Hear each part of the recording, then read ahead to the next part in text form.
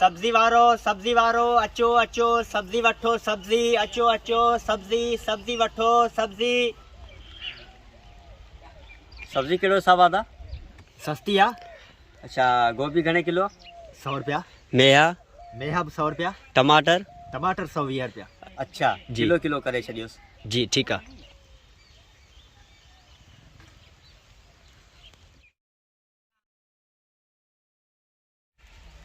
सब्जी वठो सब्जी वारो सब्जी वठो सब्जी फ्रेश सब्जी ताज़ी सब्जी।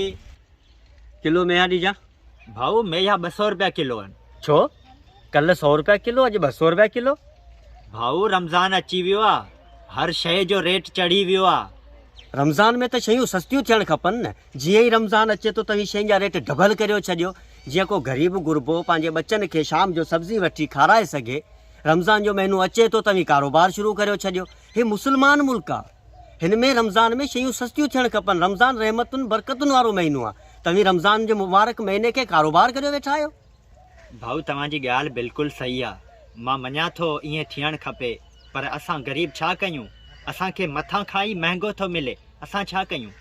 मूं ते हिकिड़ी महिरबानी करियो, रमज़ान जो महीनो अचे तव्हीं शयुनि जा रेट घटि करियो, जीअं को ग़रीब मिसकीन सुख सां इफ़्तारी करे सघे।